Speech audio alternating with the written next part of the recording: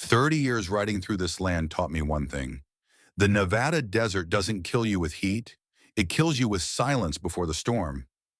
That afternoon, when I saw the Apache woman running through the wash below, I knew the storm was coming, and I had only 6 rounds left in my Colt. My name is Caleb Harmon, 42 years old, former Union cavalry, former ranch foreman, current drifter with no place to call home. I had been riding west for 2 years, avoiding towns, avoiding people, avoiding the memories that refused to let me sleep. The war took something from me, not a limb, not my eyesight. It took my faith in justice. After what I saw at Shiloh, after watching good men die for nothing, I stopped believing the world made any sense. But that woman running below the ridge made me remember why I used to fight. I pulled my buckskin horse to a stop and watched her stumble through the sagebrush. Her deerskin dress was torn at the shoulder, exposing bruised skin underneath. Her legs were scratched and bleeding. She moved like someone who had been running for days, her body pushing forward on pure will alone. Behind her, maybe half a mile back, dust rose from the trail. 2 riders, moving slow, patient, the way hunters move when they know their prey is too exhausted to escape. I checked my weapons. The Colt single-action Army sat heavy on my hip, its walnut grip worn smooth from years of use. 6 rounds in the cylinder. My Winchester 1873 rifle hung from the saddle, the brass receiver glinting in the afternoon sun. 12 rounds in the tube magazine, 18 shots total against whatever was coming. The woman reached the bottom of the wash and stopped. She looked up, straight at me. Her eyes went wide with terror. Then something else crossed her face. Not hope. Something darker. Resignation. She stood there, chest heaving, arms hanging limp at her sides. When she spoke, her voice came out cracked and hollow. "Cowboy, do you only want my body like the others?" The question hit me like a bullet to the chest. I had heard that tone before, in field hospitals after battles, in the voices of women whose towns had been burned. It was the sound of someone who had lost everything and expected nothing but more pain. I swung down from my horse, slow and deliberate, kept my hands away from my gun. Let her see I was not reaching for anything. "No," I said, "I am not that kind of man, but the ones chasing you are." She stared at me for a long moment, searching my face for lies. I let her look. After what she had been through, she had every right to distrust. "How many?" I asked. "How far behind?" "2 men. Rifles and pistols. Maybe 30 minutes back." I scanned the ridge behind her. The dust cloud was still distant but growing closer. 30 minutes was not much time. "There is an abandoned line shack up top," I said. "Solid walls. Good sight lines. We can hold there until I figure out what we are dealing with." "Why would you help me?" "Because I have seen enough women treated like property. Not going to watch another one get taken." She hesitated. Every instinct in her body was screaming not to trust another man. I understood that, but she was out of options, and we both knew it. "Can you ride on?" I asked. "Yes." "Then get on." She took my hand and climbed onto the horse behind me. Her grip was weak, her body trembling against my back. But she held on. That told me something about her. She was not broken yet. We rode up the ridge to the line shack. The building was not much. 4 walls of weathered timber, a door that still hung straight, one window facing the approach. But the walls were thick enough to stop pistol rounds, and the window gave a clear view of anyone coming up the trail. Inside, I moved fast, positioned the Winchester by the window, checking that the lever action moved smooth and clean. Tested the door hinges, looked for back exits, old habits from the war. When you have survived enough ambushes, preparation becomes instinct. "What is your name?" I asked without turning around. "Winona." "I am Caleb. Now tell me why those men are chasing you." She sat on the old cot against the wall, pulling a torn blanket around her shoulders. Her hands were shaking, but her voice stayed steady. They killed my husband 3 days ago. Kuruk. He was a hunter from our band. We lived in a small valley south of here. What is left of our people after the sickness took so many. Why did they kill him? They kept asking about a silver necklace, a map. Kuruk told them nothing. They shot him anyway. Do you have this necklace? I do not know. I do not understand what they want. I filed that away. Men do not chase a woman across 50 miles of desert just for revenge. They were after something valuable, something worth killing for. I moved to the window and looked out at the approaching riders. They were closer now, maybe a quarter-mile out. Two figures on horseback, silhouettes against the fading sun. Then one of them turned his head, and the light caught a scar running diagonal across his face. My blood went cold.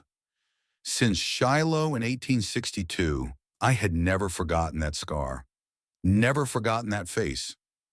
I was 26 years old back then, a corporal in the Union Cavalry.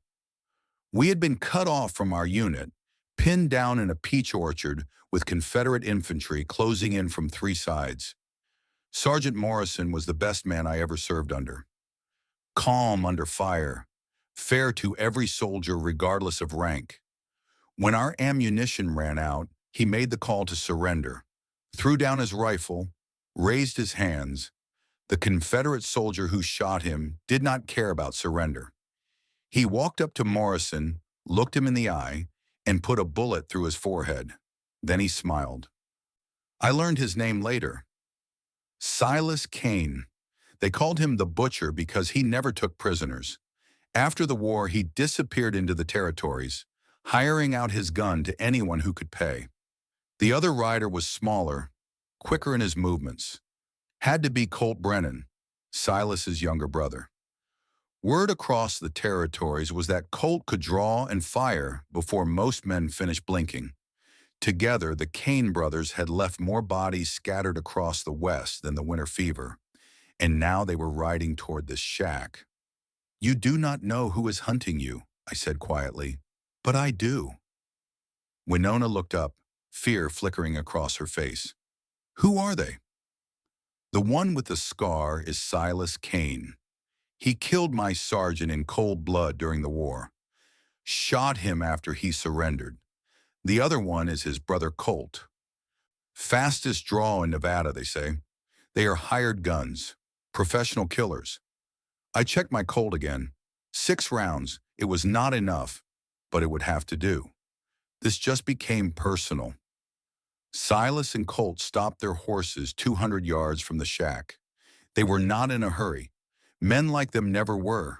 They knew their prey was cornered, and they enjoyed the anticipation. Silas's voice carried across the distance, rough as gravel scraping stone. I know someone is in there. Send out the woman and you can ride away free. I did not answer. Talking would only give away my position and numbers. Let them wonder. Suit yourself, Silas called. We have got all night. They dismounted and led their horses behind a rock formation, setting up for a siege. Smart. They would wait for darkness, then try to flank us. I turned to Winona. They will not attack while there is light. Too exposed. But when the sun goes down, they will come. What do? We wait, and you tell me everything about that necklace. She pulled the blanket tighter, thinking back through the haze of exhaustion and grief. My husband found something 3 months ago. He was hunting in the northern hills, on land that belonged to our people before the treaties. He came back different, worried. He spoke with my father in private for a long time. Your father? Chief running elk. Our band is small now, maybe 40 people. My father leads what is left of us. I felt the pieces clicking together like the cylinder of a well-oiled revolver. You are the chief's daughter. Yes, the necklace I wear bears my father's seal. It is proof of our claim to the ancestral lands under the Fort Laramie Treaty of 1868. Now I understood. This was not about a woman at all. It was about land. about evidence that could expose whoever was stealing from the Apache. Someone is mining on your territory, I said, illegally, and they are willing to kill everyone who knows about it. Winona nodded slowly. Kuruk found the mine. He saw white men digging in the hills, taking gold from the earth that belongs to our ancestors. When he told my father, they decided to bring the evidence to the territorial authorities. But someone found out first. 3 days later, raiders attacked our camp at dawn. They killed Kuruk before he could reach his rifle, took everything they could find, but they did not find the necklace.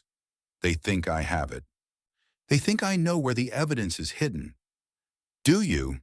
She shook her head, frustration mixing with grief. Kuruk said he hid it somewhere safe. He never told me where. He wanted to protect me by keeping me ignorant. Outside, the sun was dropping toward the horizon. Maybe 2 hours of light left. I needed more information before darkness fell. These raiders, did they mention who sent them? One name, Thornwood. My jaw tightened until I could feel my teeth grinding together.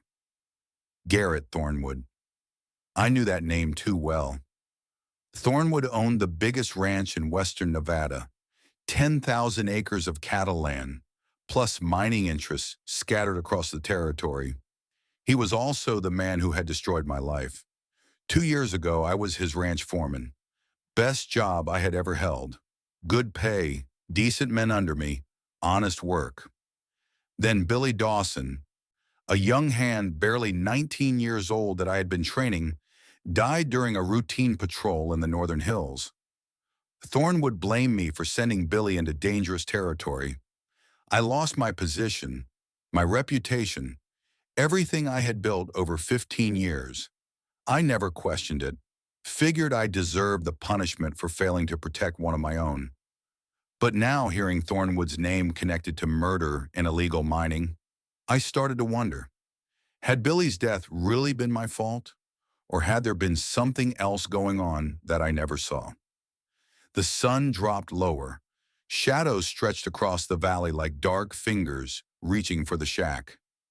At midnight, I heard gravel shift outside the eastern window. I grabbed the Winchester and rolled to a firing position, keeping low beneath the window frame. Moonlight showed a figure creeping along the wall, staying in the shadows, moving toward the door with a knife glinting in his hand. Colt, the faster brother, sent to test our defenses. I fired once through the wooden slats. Not aiming to kill, just letting them know I was awake and ready. A curse echoed in the darkness. Footsteps retreated fast across loose stone. Then silence returned, heavy and watchful. That was Colt, I said, testing to see if we were sleeping. They will try again before dawn. Winona had not screamed, had not panicked. She sat against the wall watching me with steady dark eyes that had seen too much already. You are not afraid, I observed. I have been afraid for 3 days straight. There is no fear left in me, only the need to survive. I almost smiled. She was tougher than most soldiers I had served with during the war. We waited through the long night. 2 more probing attacks came before dawn. 2 more warning shots from my Winchester pushed them back. By the time gray light touched the eastern sky, I had used 4 rounds from the rifle. 14 shots left. When full dawn broke across the ridge, Silas and Colt were gone. No horses behind the rocks, no figures watching from the high ground. They are not leaving, I said. They are getting reinforcements. How do you know? Because men like Silas Kane do not quit. They adapt, they get stronger, and they come back harder. I made the decision quickly. Every minute we stayed here brought more danger. We cannot stay in this shack. Once they return with more guns, these walls become our coffin. There is a canyon to the north. Rough terrain. Horses cannot move fast through it. That is our only advantage. I can keep up, Winona said, already rising from the cot. I believed her. We left the shack at first light, moving fast across the rocky ground. I led with rifle in hand, eyes scanning every shadow and outcropping. Winona followed close behind, her breathing labored, but her steps steady and sure. An hour into the march, we encountered an old rider on a gray horse. He appeared suddenly from behind a boulder, hands raised high to show he meant no harm. "Easy, Harmon," he said. "I am not your enemy today." I kept my rifle trained on his chest. "You know my name. I know a lot of things that would interest you. Name is Mercer. I worked for Thornwood until I could not stomach what he was doing anymore." "Talk fast. We do not have time for stories." Mercer dismounted slowly, keeping his weathered hands visible. He was past 60, face lined by sun and hard living, with the look of a man carrying secrets that weighed more than he could bear. "Thornwood has been mining Apache land illegally for 2 years now. Started with a small crew, maybe 6 men.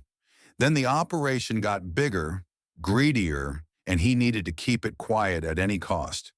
Last year, 12 Apache workers discovered what was really happening. Thornwood had every single one of them killed. Their bodies are buried in a ravine north of his property." Winona made a small sound of horror behind me. "I was there," Mercer continued, his voice heavy with old guilt. "I watched it happen. Could not stop it then, but I kept records. Names of the dead, dates of the killings, exact location of the burial site. I hid everything in the settlement north of here, with a man I trust." "Why are you telling me this now?" "Because I am too old and too slow to fight anymore. But you are not. And that woman's necklace, combined with my records, can bring Thornwood down for good." He reached into his saddlebag and pulled out a box of ammunition, tossed it to me. "45 caliber Colt rounds, 24 of them. You are going to need every one." I caught the box, felt its weight, looked at him hard, searching for any sign of deception, found only exhaustion and the desperate hope of a man seeking redemption before death. "There is a back trail through the canyon," Mercer said, "leads straight to the settlement. Thornwood has 8 men total on his payroll right now. Silas and Colt Kane are the most dangerous by far. Kill those two, and the others will scatter like rabbits." He mounted his horse and turned to leave. "Mercer, why help us? What do you get from this?" The old man looked back, his eyes heavy with years of regret. "Because I have done enough wrong in my life to fill 2 graves. Time to do something right before I meet my maker and have to answer for all of it." He rode away into the morning mist, disappearing like a ghost. I checked my ammunition carefully. 14 rounds remaining, plus the 24 from Mercer. 38 shots total, against 8 men. The odds were getting better. We moved through the canyon for 3 hours under the burning sun. The terrain was brutal and unforgiving. Loose rocks shifted beneath our feet. Narrow passages forced us to turn sideways. Steep drops fell away on either side into darkness. Perfect for 2 people traveling on foot. Impossible for horses moving at any real speed. Winona never complained, never slowed down, never asked to rest. Every time I glanced back, she was right there, jaw set hard, eyes fixed forward on the path ahead. Whatever softness she might have once possessed, the desert had burned it away completely. What remained was pure steel. Halfway through the canyon, she stopped suddenly. "Wait!" She reached inside her dress, into a hidden pocket sewn against the inner lining near her chest. Her fingers found something hard that she had not known was there. She pulled out a silver necklace. Attached to it was a small leather pouch, carefully stitched to keep its contents safe. The pocket had been sewn into the dress lining with tiny, nearly invisible stitches. The work of someone who knew exactly what he was doing and why. "Kuruk," she whispered, her voice breaking. "He must have done this while I slept, the night before the raid came. He knew they would search him first. Knew they would not think to check the seams of my dress. Smart man, her husband. He died protecting a secret he had hidden in plain sight on the one person he loved most." I took the pouch and opened it carefully. Inside was a piece of deer skin with markings burned into the leather. A rough map showing terrain features I recognized immediately. "This is Thornwood's North Ridge," I said. "There is an old mine shaft there. Everyone thought it played out years ago and abandoned it. That is where they are taking the gold. And this map proves the mine sits on Apache land, not Thornwood's property. Your husband died protecting this, protecting you and your people's future." Her eyes glistened with tears she refused to let fall. "Then his death will mean something. I will make certain of that." We kept moving through the canyon. The narrow passage opened onto a wide valley stretching toward the horizon. Across the flatland, I could see smoke rising from chimneys in lazy gray spirals. The settlement, safety, justice. Maybe 2 miles of open ground away. Between us and salvation stood 4 men on horseback, spread out to block our path. Not Silas and Colt. These were Thornwood's regular hands, ranch workers given guns and orders, not professional killers. They had spotted us emerging from the canyon and were moving to intercept. "Get behind that rock formation," I told Winona. "Do not come out until I call for you, no matter what you hear." I stepped into the open, rifle raised to my shoulder. The first shot was mine. It caught the lead rider square in the shoulder, spinning him backward off his horse. The second shot went wide as his partner ducked low over his saddle. The third hit a horse in the chest, and the animal screamed and threw its rider hard into the dirt. The remaining 2 men wheeled their horses around and ran, wanting no part of a fight they had not expected. I checked my ammunition. 35 rounds remaining. More than enough. We crossed half the valley at a steady pace before the real enemy finally arrived. Silas Kane rode out from behind a rock formation to our left, his scarred face twisted into a grin. Colt came from the right, moving fast on a spotted mare. A third man I did not recognize blocked the path directly ahead, rifle already raised. We were surrounded on 3 sides with nowhere to run. I pushed Winona toward a cluster of boulders. "Stay down behind those rocks. Do not come out no matter what happens. Caleb, you cannot fight all 3 alone. I did not survive Shiloh to die in Nevada. Now get down and stay down." I stepped out to face them, my Colt heavy in my hand. Silas dismounted 30 yards away, his scar twisted as he smiled, enjoying the moment. "Caleb Harmon, I heard rumors you were drifting through this territory. Could not believe my luck when I spotted you at that shack yesterday. I remember you, Kane. I remember exactly what you did to Sergeant Morrison at Shiloh." "Morrison?" Silas laughed, a harsh, ugly sound. "You are still carrying that weight after all these years? That was back in '62. Ancient history. Some things a man does not forget. Some things demand an answer." Colt and the third man had dismounted too. They spread out in a wide arc, creating angles of fire, making it impossible for me to watch all 3 at once. Professional tactics. These men had done this before. "Here is how this ends," Silas said. "You hand over the woman and whatever she is carrying. Then you walk away with your life. Professional courtesy between men who understand how the world really works. And if I refuse, then we kill you slow and painful, and we take her anyway. Either way, we get what Thornwood is paying for." I adjusted my grip on the Colt. 6 rounds in the pistol, 29 in the rifle on my back. But rifles are too slow for close-quarter work. This fight would come down to the handgun. "Before we do this," I said, "I want to know one thing. Morrison, why did you really kill him that day?" Silas's smile flickered for just a moment. "What difference does it make now? Dead is dead. Humor a dying man. I want to understand." For a moment, something calculating shifted behind Silas's eyes. Then he shrugged, deciding it did not matter what a dead man knew. "Fine. You want the truth before you die? Morrison was not killed because of the war. He was killed because Thornwood paid me $500 in gold to do it." The words hit me like a mule kick to the chest. "What did you say?" Your precious sergeant found Thornwood's first mine back in '62 when he was scouting the territory, before anyone else knew there was gold in these hills. Thornwood needed him silenced permanently. The war provided perfect cover for murder. All those years.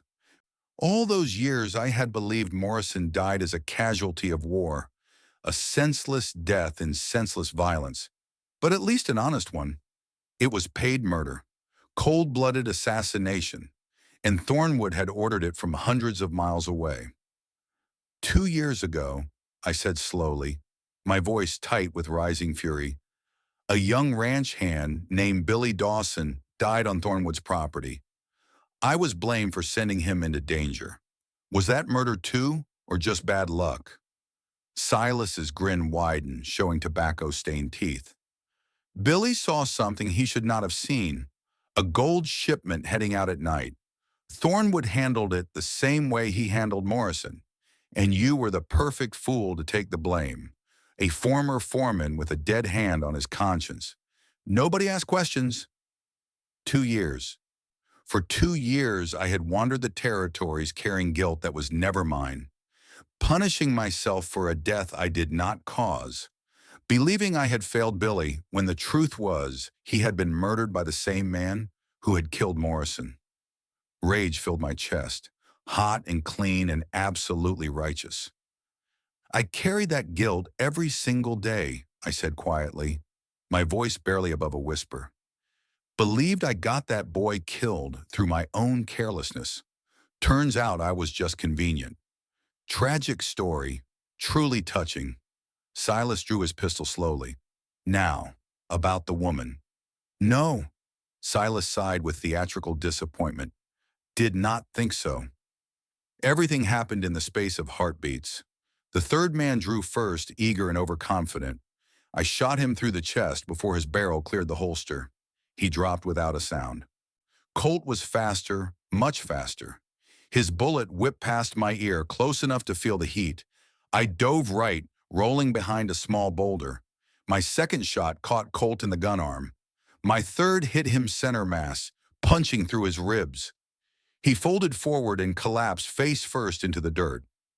Silas fired twice while I was moving. One round grazed my left arm, burning a line of fire across my bicep. The other struck stone inches from my head, spraying fragments into my face. I pressed my back against the boulder, breathing hard. Blood ran down my arm and dripped from my fingertips. Not a killing wound, but it affected my grip on the pistol. I checked my Colt with shaking hands. 3 rounds left. Silas was moving out there, circling to my flank. I could hear his boots crunching on gravel, patient and unhurried. Professional. He knew I was wounded and running low on ammunition. Just you and me now, Harmon, he called out. The way it should have been at Shiloh all those years ago. Morrison between us like a ghost. I shifted position carefully, trying to locate him by sound alone. You know what your problem is? Silas continued, his voice coming from a different angle now. You still think there are good men and bad men in this world, heroes and villains. But there are only winners and losers. Thornwood wins because he understands that simple truth. His footsteps stopped. He was close now, maybe 15 feet away, just on the other side of my boulder. Morrison lost because he trusted the wrong people. Billy lost because he saw too much. You are about to lose because you chose the wrong side. The woman loses because she was born Apache on land that has gold underneath it. That is how the world has always worked. I gathered myself, ignoring the pain in my arm, focusing everything on what came next. Any last words, Harmon? Any final prayers? I stood up and faced him.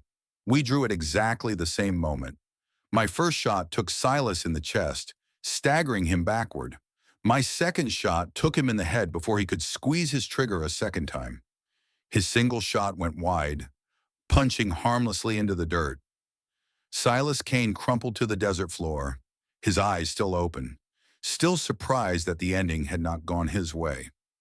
I stood there swaying, blood running down my arm, my whole body shaking with exhaustion and released tension, but I was still standing, still breathing, still alive.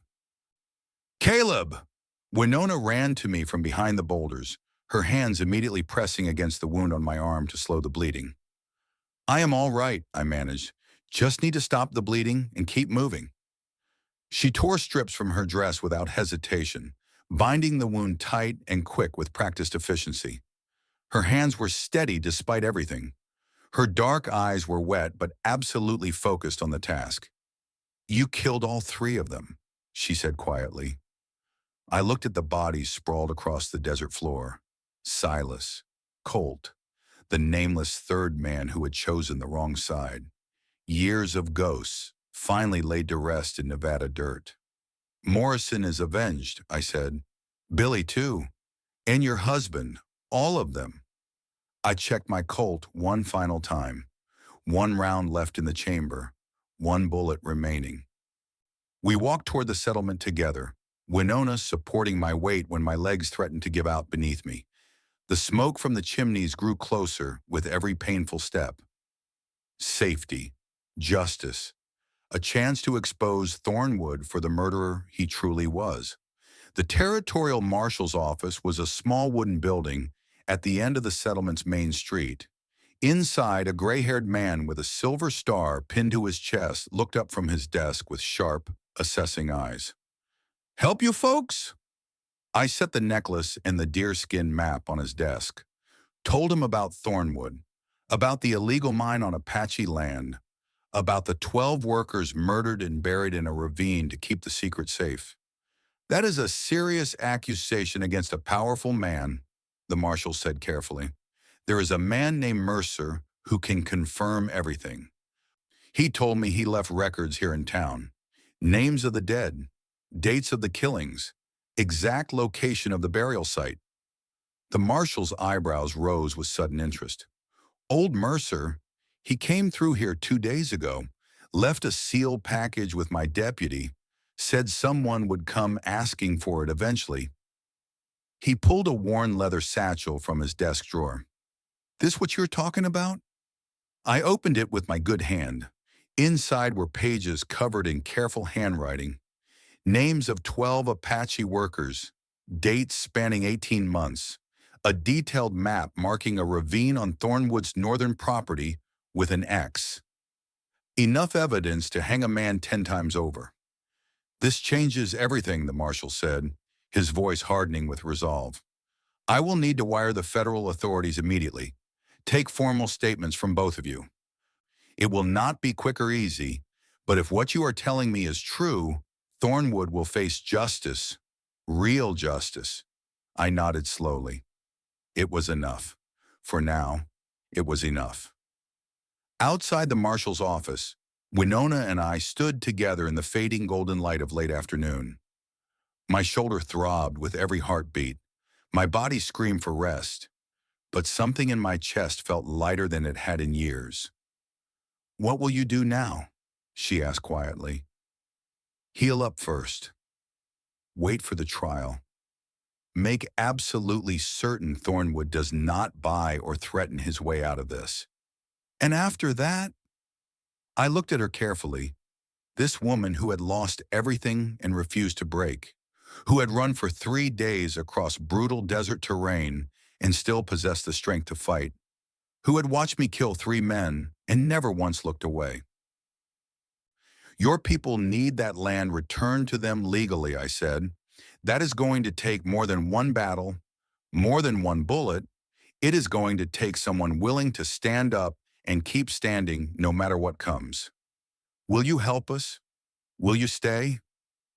I thought about the last 2 years, all that aimless wandering, all that wasted guilt over deaths I never caused, all those empty miles searching for something I could not name. Maybe I had finally found it. Yeah, I said, I will help. I will stay as long as you need me to stay. She did not smile. Neither did I. We were not the smiling type anymore. The world had burned that softness out of both of us. But standing there in the Nevada twilight, 2 survivors of separate wars that had finally converged, We understood each other completely. We understood what it meant to lose everything and keep fighting anyway. One bullet left in my gun. One chance to build something meaningful from the ashes we had both come from. Sometimes, against all odds, that is enough. The sun dropped below the western mountains, painting the sky in shades of blood and gold. Somewhere out there, Garrett Thornwood was still sitting in his big ranch house, counting his stolen gold, believing himself untouchable. He did not know yet that Silas Kane was dead, did not know that the evidence he had killed so many people to bury was now sitting on a federal marshal's desk, did not know that a drifter with one bullet left and an Apache woman with nothing left to lose had just set fire to everything he had built. When he found out, he would not send 2 men next time. He would send an army. But that was a fight for another day. Tonight, for the first time in 2 years, I was going to sleep without ghosts. The fight for justice had only just begun,